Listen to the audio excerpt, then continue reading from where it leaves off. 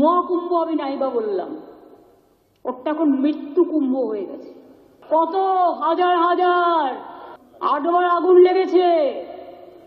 এক কাপ লাল চাও 500 থেকে 2000 টাকা।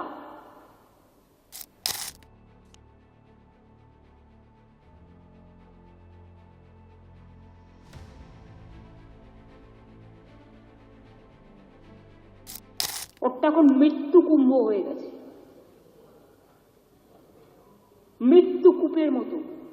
আমি মহাকুম্ভকে সম্মান করি, আমি শ্রদ্ধা জানাই, পবিত্র গঙ্গা মাকে আমি সম্মান করি, কিন্তু প্ল্যানিং না করে এত হাইপ তুলে এত লোকের মৃত্যু বললেন 30 জন, কথাটা কি সঠিক?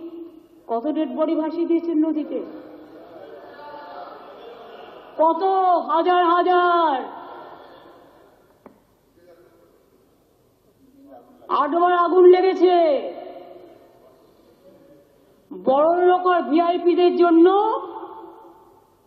লক্ষ টাকার ক্যাম্প, আর গরিব লোকেদের, সাধারণ লোকেদের জন্য লাইনে দাঁড়ান 15 ঘন্টা 20 ঘন্টা দাঁড়িয়ে, যদি একটা মাদুরেও বসে 2000 টাকা। এক কাপ লাল চাও 500 থেকে 2000 টাকা। তারা যে জায়গাটা গিয়ে স্নান করবে সেটা আলাদা, ভিআইপিদের স্নানের জায়গাটা আলাদা।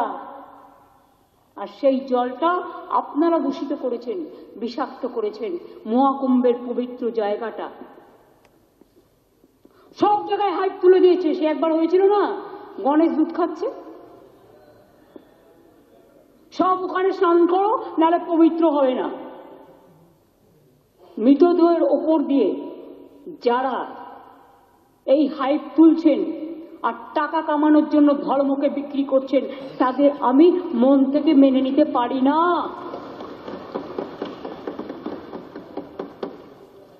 একটা বড় অনুষ্ঠানের স্ট্যাম্পেড হতেই পারে, কিন্তু তার জন্য প্ল্যানিং করতে হবে।